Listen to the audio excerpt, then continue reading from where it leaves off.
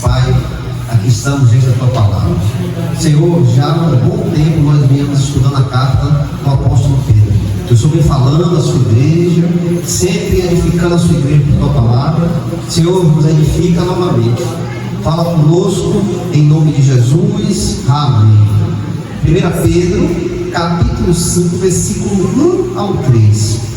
Aos anciões que estão entre vós, eu exorto, e sou também ancião, como eles, e testemunha dos sofrimentos de Cristo, e participantes da glória que se há de revelar. Alimentai o rebanho de Deus que está entre vós, assumindo o cuidado deles, não por força, mas voluntariamente, não pela ganância de lucros, mas com o espírito pronto, nem como senhores sobre a herança de Deus, mas como exemplo para o rebanho. Até aí, irmãos, vamos começar a sentar. Glória a Deus. Irmãos, nos capítulos anteriores, Pedro vinha falando e fortalecendo os irmãos no sofrimento, né?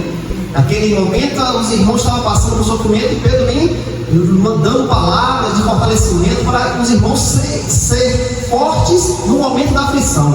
E agora, no capítulo 5, Pedro começa a se direcionar aos anciões da igreja, os pastores, os líderes. Pedro vem trazendo uma exortação a esses irmãos que estão na frente do ministério, estão conduzindo almas, estão edificando almas no caminho do Senhor. E Pedro vem trazendo a edificação para eles edificarem a outros. E Pedro aqui começa, irmãos, ó, aos anciões que estão entre vós. O capítulo 5, versículo 1. Aos anciões que estão entre vós. A palavra presbítero ou ancião vem do grego, que significa ancião, líder espiritual. Refere-se aos responsáveis pela igreja. Então, a palavra aqui que Pedro veio usando, ancião, outras interpretações tem presbíteros, né? E aqui quer dizer o quê? O que quer dizer essa palavra presbítero ou ancião? Ancião, líder espiritual, maduro, refere-se àqueles homens que foram colocados por Deus diante a igreja para conduzir os irmãos. Pedro agora começa a falar diretamente aos líderes da igreja, depois de ter falado sobre o sofrimento e julgamento no capítulo 4. Ele está instruindo os pastores e líderes sobre como devem cuidar do rebanho em tempos difíceis.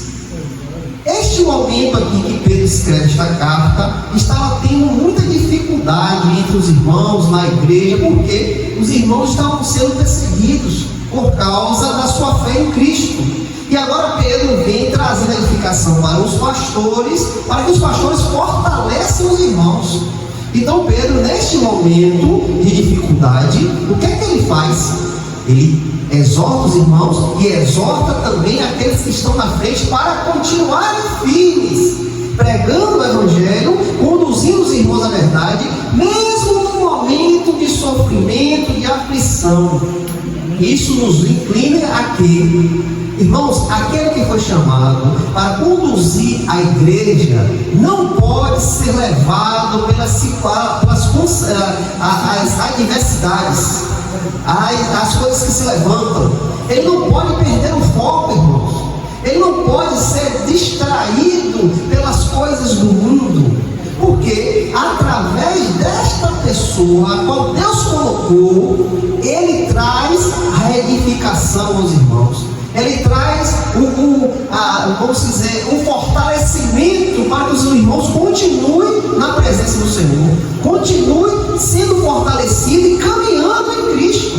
Então, aqueles que estão na frente, Pedro aqui abre agora a visão diante deles e vem fortalecê-los para que eles possam continuar firme na pregação do Evangelho, mesmo em sofrimento, mesmo em dificuldade. Não podem sair do foco, que é fortalecer a igreja, alimentar a igreja com a palavra de Deus. Continuando, irmãos, no versículo 1 ainda: eu exorto e sou também ancião como eles, ou presbítero como ele. Aqui vemos algo muito importante. Pedro poderia ter se apresentado como apóstolo, como ele era, né? mas escolheu se identificar como ancião ou presbítero junto com eles. Isso demonstra humildade, irmãos. Humildade é uma característica que você pode identificar no servo de Deus. Ele é humilde. Pedro era um apóstolo. Pedro viu o próprio Senhor Jesus Cristo. Pedro passou 3 anos e 6 meses aos pés de Cristo. Quantas maravilhas Pedro viu? Quantos milagres Pedro testificou com seus olhos? Quando o Senhor juntou ali aquelas pessoas que mandou em dois sair pregando o evangelho, curando, expulsando o demônio, Pedro estava no meio. Pedro recebeu o poder de Cristo para expulsar demônios, para curar enfermos. Então Pedro viu muitas coisas, irmãos. Ele poderia dizer: eu sou o cara, chegou o apóstolo. Não, mas ele foi humilde. Ele se comparou aos irmãos anciãos. Isto é um fato a qual você identifica o homem de Deus: a humildade. Glória a Deus. Olha a posição de Pedro, e Pedro desce da sua posição e se compara junto com os presbíteros e anciões. Então, demonstra humildade, igualdade no ministério, exemplo de liderança. Ele não fala com autoridade dominadora, mas com alguém que também serve. Irmãos, o pastor é um servo, irmãos. O pastor não é um super-homem, não é um homem, não, é um servo. Deus chama, coloca na frente da igreja, na liderança da igreja, para ele servir. Não é para ser servido. Ele foi levantado para ele ajudar a outros irmãos, conduzir outros irmãos, ensinar a palavra. Ele não foi colocado para ter privilégios como hoje estamos vendo aí, irmãos. É verdade, Jesus. Hoje alguns pastores aí parecem bilionários. Assim mesmo. Homens de mansões, de carrão, de roupas de 10 mil reais, relógio de 40, 50 mil reais. Jesus está voltando. Imagine, irmãos, Pedro, um apóstolo que viu o próprio Deus. Se lembra quando ele estava ali, foi pescar, a noite toda pescando, não pegou nada. Quando voltou, o Senhor disse: vamos de novo. Eu pesquei a noite toda, não peguei nada. O Senhor vai dizer para eu voltar de novo? Eu sou um pescador, eu entendo tudo. Mas o Senhor, vamos? E ele, por sua palavra eu vou. E ali vai, retorna ao mar. E o Senhor diz: joga do lado direito. E quando ele lança a rede, vem uma multidão de peixes, irmãos, que eles não conseguem colocar no barco. Tem que chamar outros barcos para ajudar a retirar aqueles peixes. E quando Pedro vê aquilo toca no coração de Pedro. Foi um momento a qual Pedro foi quebrantado e entregou a sua vida ao Senhor. Ele se volta ao Senhor: Senhor, aparta-te de mim, porque eu sou pecador. Naquele momento, a visão de Deus foi aberta aos olhos de Pedro. Pedro cai de joelhos: Senhor, se aparta de mim. Eu não sou digno de estar com o Senhor. Eu sou pecador. Um homem humilde, irmãos. Um homem que via a sua posição diante do próprio Deus que estava ali diante dele. Se aparta de mim, Senhor. Eu não sou digno disso. Então, o homem de Deus que está na frente da igreja tem que ser humilde. Ele tem que demonstrar humildade, igualdade no ministério. Não é um super-homem, não é melhor do que ninguém, não, irmãos. E Pedro vem aqui trazer essa imagem aos irmãos, diante da posição a qual ele se apresentou. Ancião como vocês, eu sou igual a vocês. Imagine, nós não vimos nada, não presenciamos nada, e um homem que viu o próprio Deus chega a gente de vocês: eu sou igual a você. Quando Pedro chega na casa de Cornélio, quando vê Pedro, se ajoelha diante dele, levanta, eu sou homem igual a você. Então este homem habitar na humildade, irmãos. É assim que o homem de Deus, que conduz uma igreja, tem que ter humildade. Este é o fato a qual você vê se aquela pessoa é de Deus mesmo. Continuando, irmãos. E testemunha dos sofrimentos de Cristo, versículo 1 ainda. E testemunha dos sofrimentos de Cristo. Pedro foi testemunha ocular dos sofrimentos de Cristo. Ele viu Jesus ser preso, ele viu os açoites, viu a crucificação, presenciou a ressurreição. Então este homem tinha, irmãos, um currículo invejável. Era um homem que naquela época igual a ele não tinha. Ele viu a prisão do Senhor, viu os açoites, viu a crucificação, viu a ressurreição de Cristo. Então este homem tinha autoridade. Ele não fala por teoria, ele viu o sofrimento do Senhor. Isso dá peso espiritual à sua exortação. Lembrando que Pedro também aprendeu com a sua própria queda, quando negou o Senhor. Ele foi restaurado pelo Senhor. Então aquele que estava se apresentando diante da igreja era um homem capaz disso, um homem que tinha um currículo invejável, tinha autoridade no que ele estava falando. Então ele tinha toda a autoridade de exortar os irmãos da igreja. E participantes da glória que se há de revelar, no finalzinho no versículo 1. E participantes da glória que se há de revelar. Pedro não fala apenas do sofrimento, mas também de glória futura. Assim como Cristo sofreu e depois foi glorificado, os servos de Deus sofrem agora, mas participarão da glória futura, irmãos. Irmãos, não importa o que nós estamos passando. Aqui nesta época os irmãos estavam sofrendo, perdendo a vida por amor a Cristo, mas isso aí não era nada do que iria se revelar na vida deles. Eles participariam do sofrimento, mas também eles iriam participar da glória a qual iria se revelar. Nós, no tempo que vivemos, passamos por sofrimento, irmãos, passamos por incertezas, por dúvidas, muitas vezes por momentos que nós não sabemos o que fazer. Mas, irmãos, não podemos esquecer que a nossa vida não é só sofrimento, porque um dia a glorificação irá se revelar na minha e na sua vida.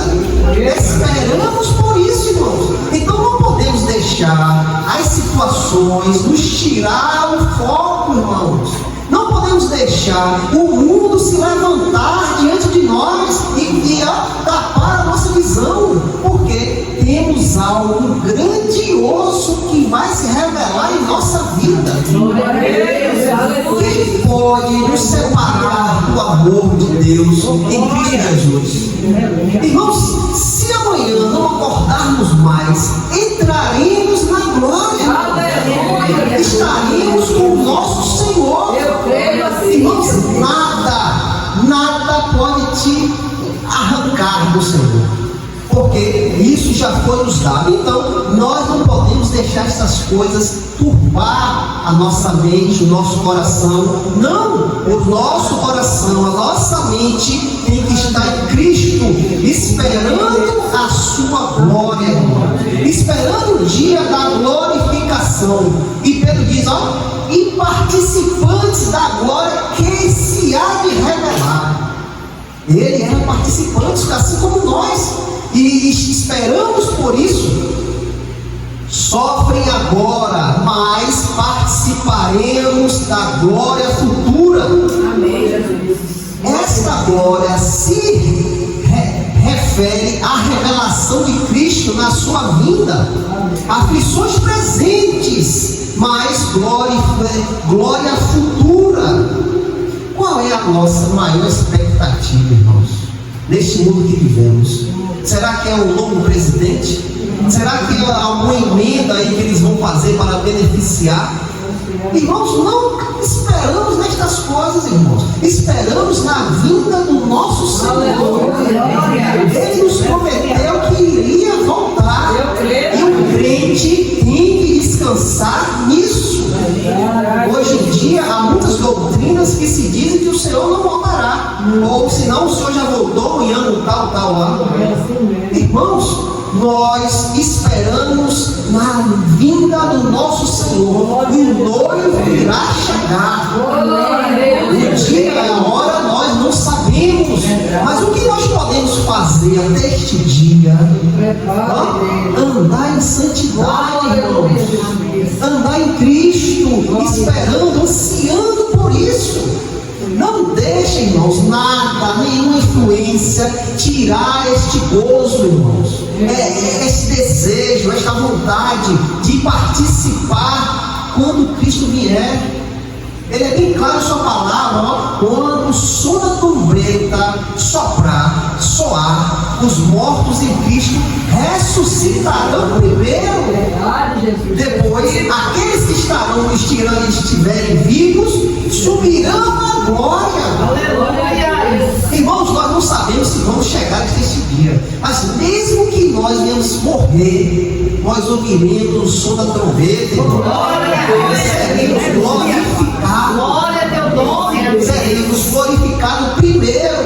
Iremos ver o Senhor primeiro do que aqueles que estarão vivos nesta época. Então, Pedro diz, ó, somos participantes. Se você conheceu a Cristo, se você vive a Cristo, você é participante da glória que se há de revelar. Então ansiamos por isso, aguardamos por isso. E agora, irmãos, vamos entrar no versículo 2. 1 Pedro capítulo 5, versículo 2. Alimentai ou apacentai o rebanho de Deus. Olhe o trabalho do pastor, do ancião, do presbítero, aquele que está na frente da igreja. Olha o que Pedro diz, ó, alimentai o rebanho de Deus.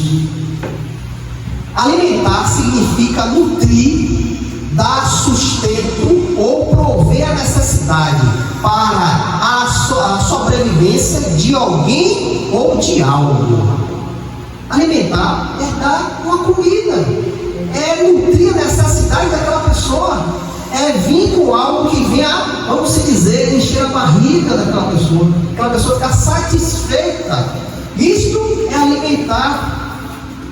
A palavra apacentar em grego significa alimentar espiritualmente, guiar no caminho correto, proteger contra perigos, cuidar com zelo.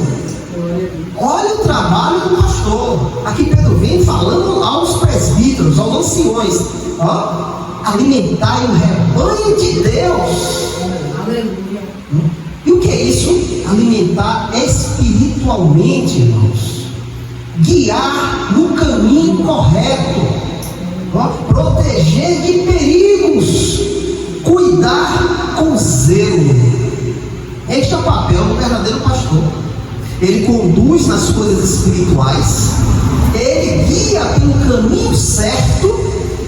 Ele, no caminho correto, protege contra perigos.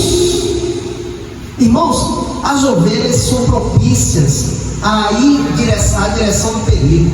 E o pastor tem que estar atento para proteger de perigo. O que Davi fazia no campo?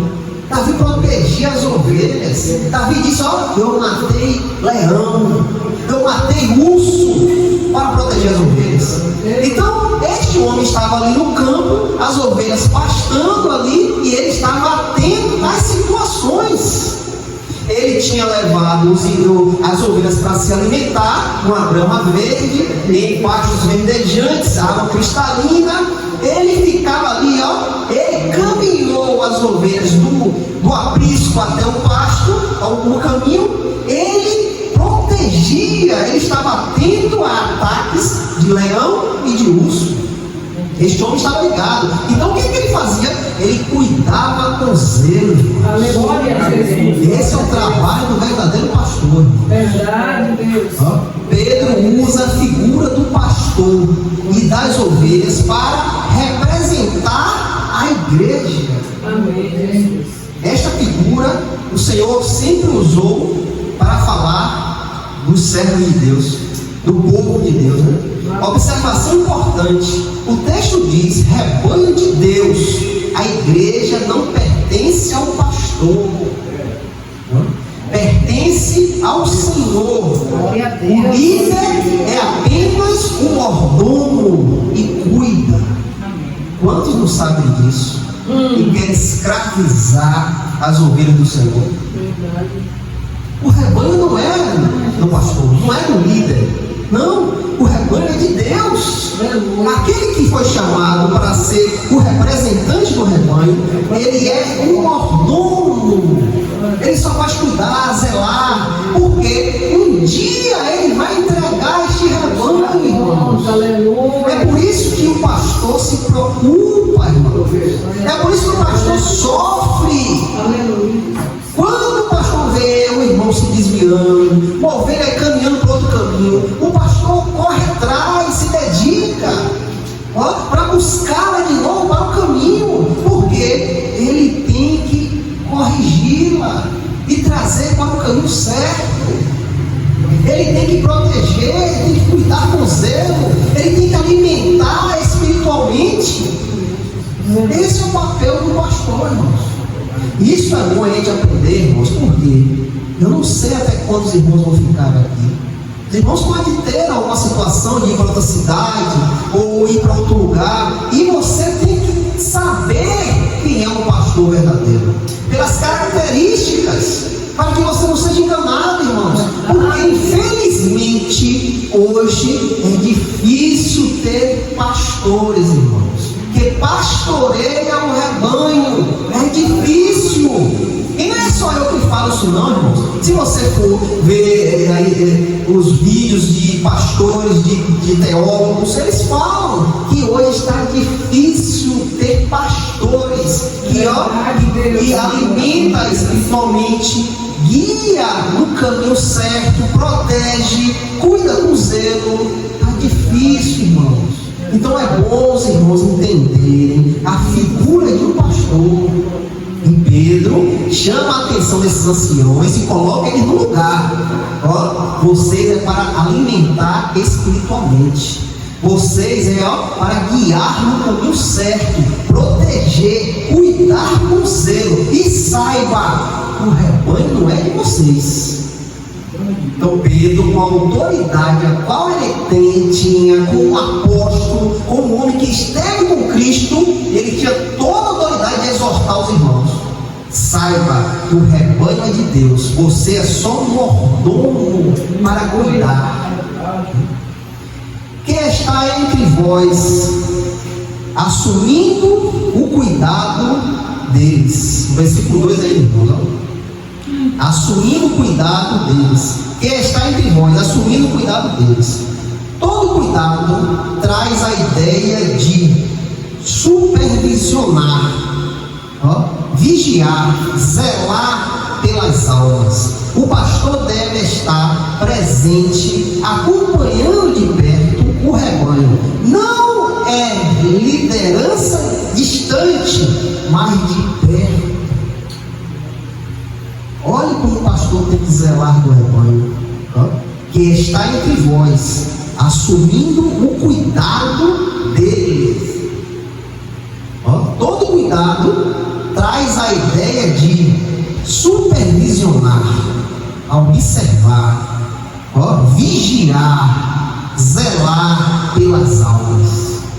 O pastor tem por obrigação disso, irmãos, de estar observando os irmãos, a conduta dos irmãos, de vigiar os irmãos, de zelar pelas almas dos irmãos.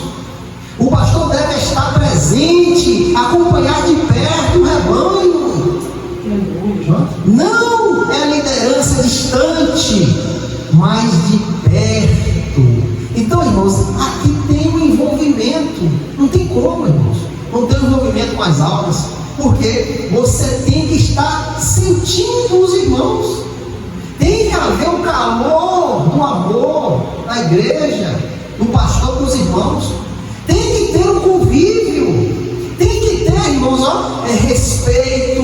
Tem que ter confiança. Para que todo rebanho ande correto. Ande certinho ali. Tem que ter uma proximidade. Não é, eu estou ali, mas eu não quero que ele fique sabendo da minha vida, não. Não é, irmãos, ou você confia ou não confia, irmãos. Se você quer que aquela pessoa que Deus colocou em sua vida traga edificação a você, você tem que confiar, irmãos.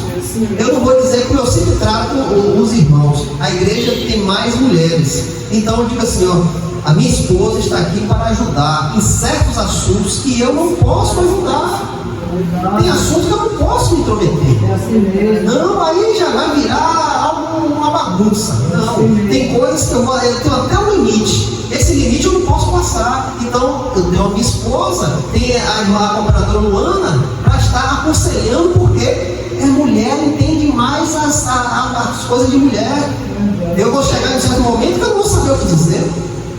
Mas, Deus colocou mulheres diante de nós para nos ajudar. Glória a Deus.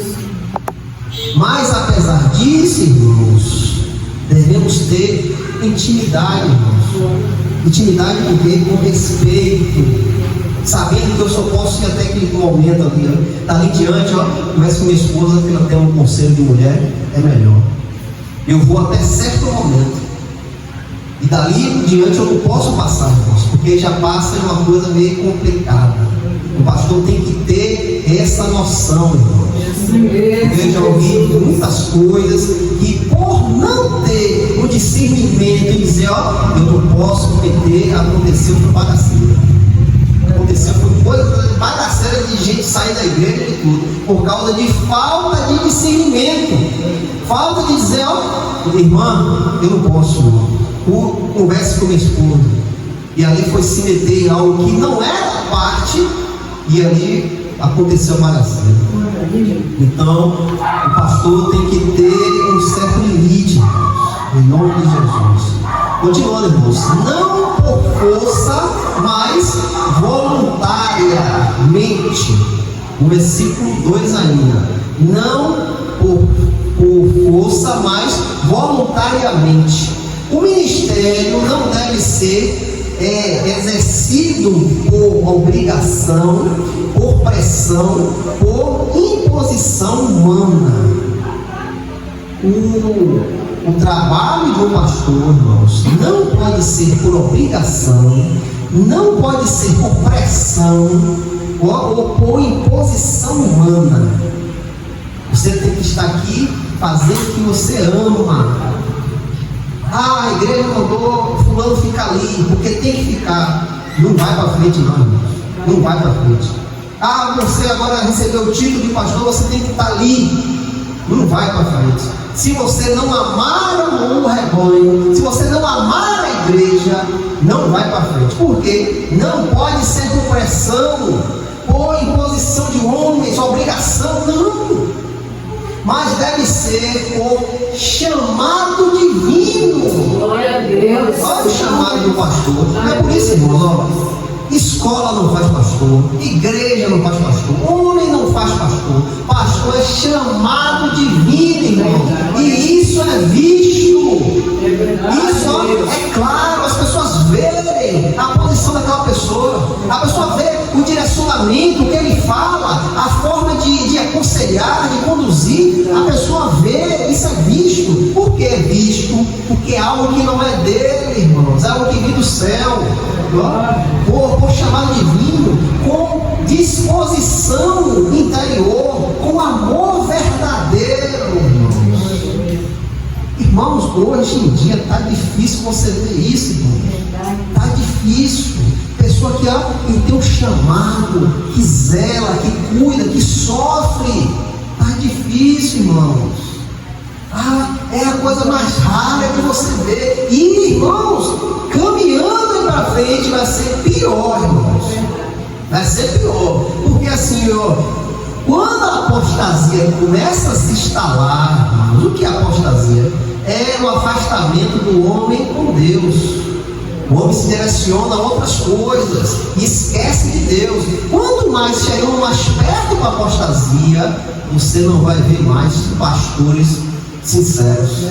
Você não vai ver mais homens de Deus. Vai ser escasso, né?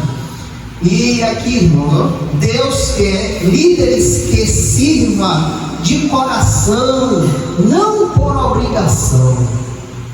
Então aquele que está na vida da igreja tem que amar, tem que ser um homem que está ali com a imensa satisfação de conduzir outros irmãos, sabendo que irá sofrer, sabendo que irá passar por dificuldades, sim, mas apesar disso tudo, ele ama, ele deseja estar ali conduzindo, ele deseja ensinar, ele vai, colhe ensinamentos e traz para os irmãos com amor. Então este é um fato que nós também enxergamos o verdadeiro pastor, o amor às ovelhas, o amor ao rebanho de Cristo, não pela ganância de lucros.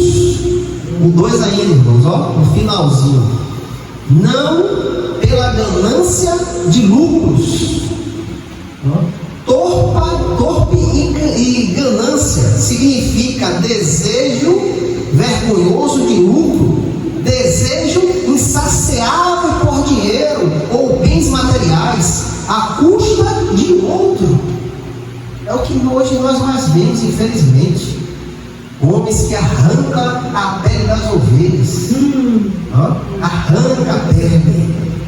Eles só querem o lucro, irmãos. Não estou ligando para a sua vida, não estão nem aí para vocês, mas eles querem o lucro, torpe e ganância, dinheiro, riquezas, bens materiais.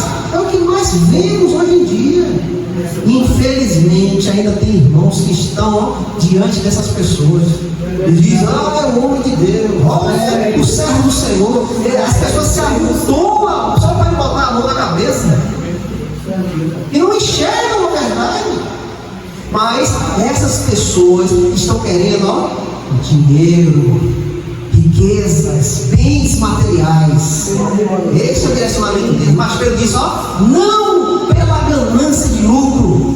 Você tem que servir a igreja não pela ganância de lucro, não olhando para o benefício, não querendo o que vocês podem dar. Não.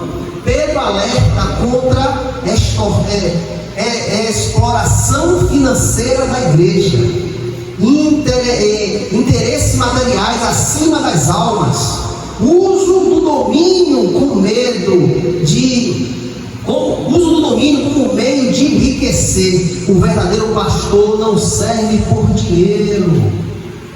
O que mais nós vemos hoje em dia, irmãos, é só você entrar aí no YouTube e começar a ver os vídeos, Instagram. O que mais tem, é exploração financeira, é interesse material acima das almas. Pedro diz: o uso do ministério como meio de enriquecimento. É o que mais existe, irmãos. Mas o verdadeiro pastor não serve por dinheiro. E Pedro exorta esses irmãos: não sirva por ganância, mas sirva por amor. A palavra apacentar em grego, glória a Deus. Continuando, irmãos, mas com o espírito pronto, o finalzinho do versículo 2, mas com o espírito pronto, aqui fala de boa vontade, disposição sincera, alegria em servir. Olha o que o pastor, o ancião, o líder tem que esbanjar: boa vontade, disposição sincera, alegre em servir. O servo deve nascer de um coração transformado. Olha como você pode identificar o verdadeiro pastor: um coração transformado. Aquele que tem o coração transformado vai servir com sinceridade, vai servir com alegria, com disposição, com vontade, sem querer nada em troca, irmãos, sem exigir nada, só por amor, um coração transformado. Agora vamos para o versículo 3, irmãos. 1 Pedro, capítulo 5, versículo 3. Nem como senhores.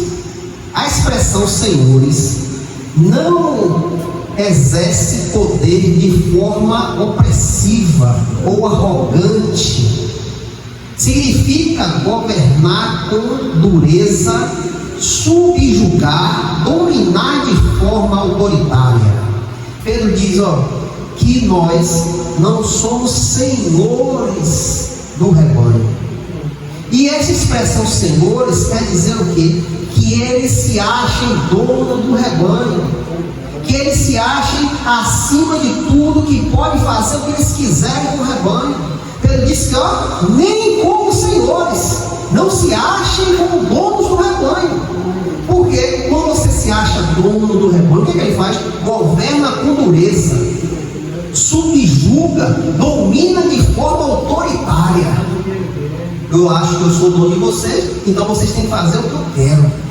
Mas Pedro diz, não, você não é senhor do rebanho, você é apenas um mordomo, você está para servir. Pedro alerta contra uma liderança opressiva e controladora.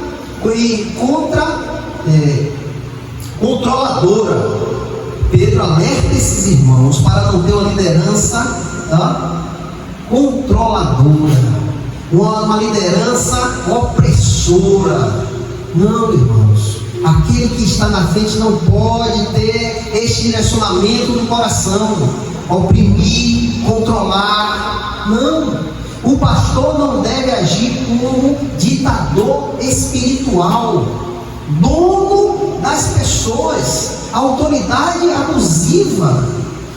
A liderança cristã não é baseada em imposição, mas em serviço. Eu não posso obrigar os irmãos a fazer algo que os irmãos não querem, irmãos. O que eu tenho que fazer é conduzir os irmãos na palavra, irmãos. Aqui, é o caminho que Deus quer. Eu não posso obrigar você a querer fazer. Eu não posso. Irmãos, a igreja anda em amor. Eu não posso amarrar você. Infelizmente, se o irmão tomar uma decisão, eu vou exortar o irmão na palavra. Irmão, esse caminho que você está andando não está certo, irmão. Olha o que a palavra diz aqui, olha o que nós devemos fazer. Mas eu não posso obrigar a pessoa a fazer, irmãos.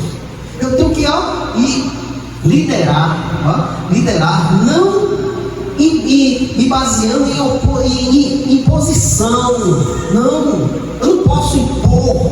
Eu tenho que pedir que o irmão sirva.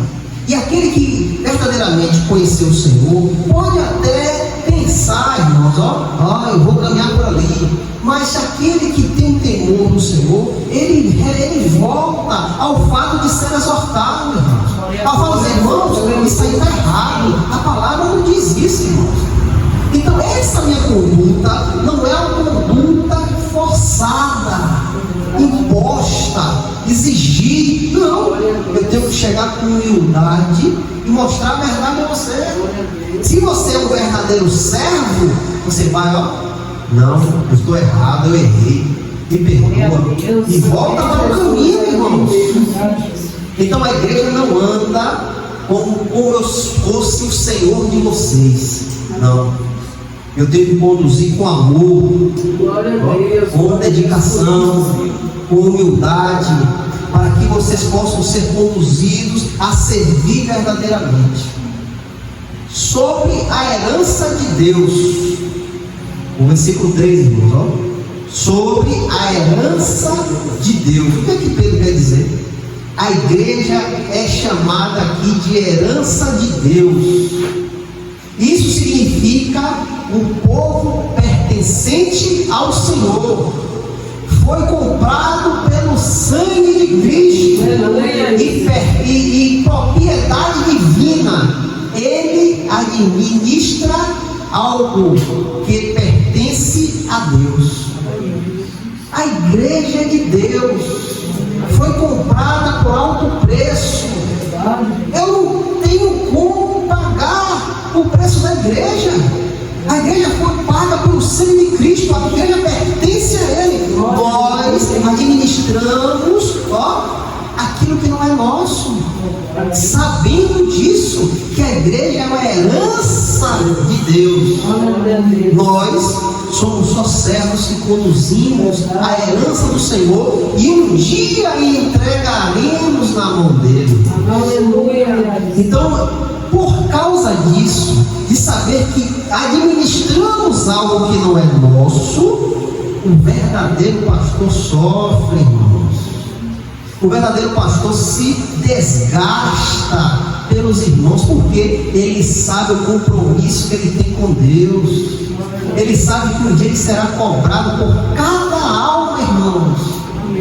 Se eu obrigar algo a vocês, se eu impor algo e você se desviar, e aí, irmãos, esse sangue será cobrado de quem?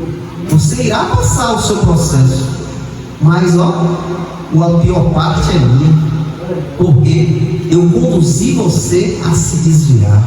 Eu não fui humilde, eu não fui compassivo, eu não fui perseverante em Deus, mas impus aquilo e você fugiu. Então eu tenho que entender que a igreja é de Deus e tenho que servir a igreja com zelo e cuidado. Para terminar, irmãos, no finalzinho do versículo 3: mas como exemplo para o rebanho. Aqui está o princípio central. A maior autoridade espiritual vem do exemplo, não da imposição. Se eu quero que algo aconteça em sua vida, irmãos, eu tenho que ser exemplo.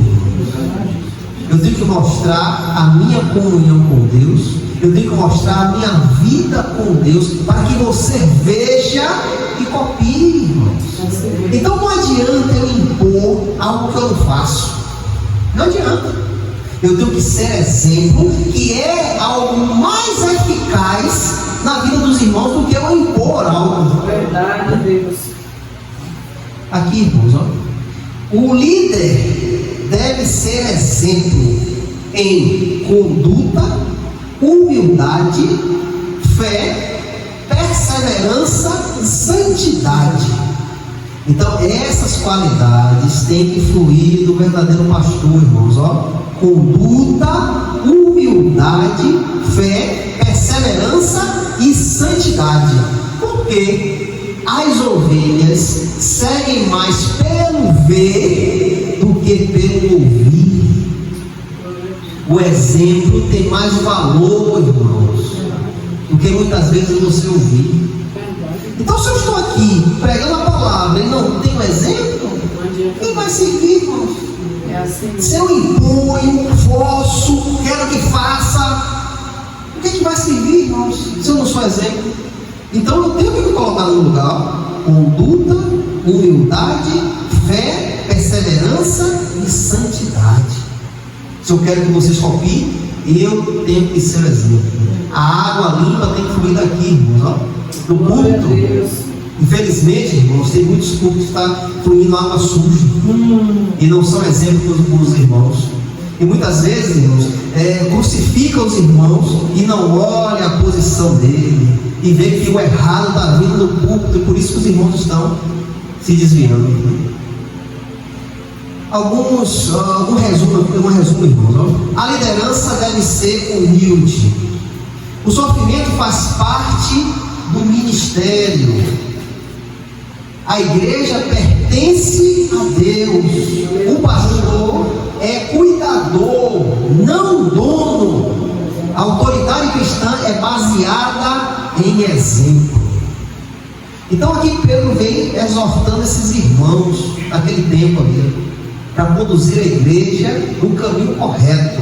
E serve também para hoje em dia, irmãos, do que nós estamos vendo hoje aí. Isso aqui é exemplo, né, para a conduta de um verdadeiro pastor. Né? Que Deus possa nos ajudar, em nome de Jesus, que o Espírito Santo fale aos nossos corações.